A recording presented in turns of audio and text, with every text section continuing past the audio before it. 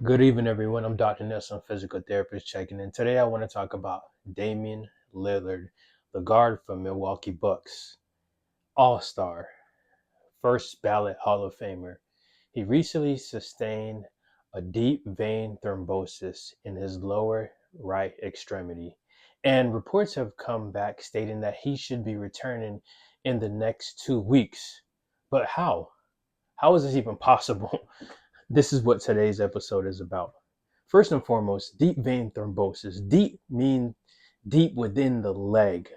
Vein meaning the vessel, which is blood that is taken from the body and brought back through the heart, through the veins. And thrombosis is just a more medical term for saying blood clot.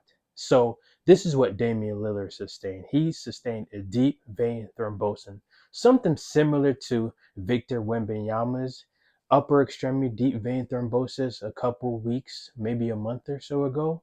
And usually when you have this diagnosis, it takes at least 3 months to get back, 3 to 6 months, because that's how long you would be on blood thinners.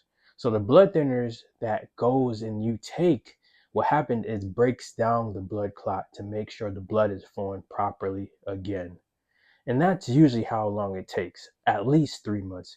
But according to reports, it states that Damian Lillard will be working to come back in 2 weeks for the playoffs. And this first thing that comes to mind is this the proper judgment? Are the doctors just trying to speed up the recovery so that he can compete for the NBA finals or in the playoffs? Because if they're doing that, they're not doing him justice. Because this is a life-threatening diagnosis. It's not like an ACL tear. It's not like a shoulder rupture. It's not something as even like a abdominal strain. This is life altering. This can completely cause him to not be able to play basketball again. This is something similar to what Chris Bosh had, and he ultimately had to retire from the game of basketball. All right. So usually why people or individual that play contact sport cannot play basketball while they're on blood thinners, because if they get an injury, they can bleed out and possibly, it could be fatal.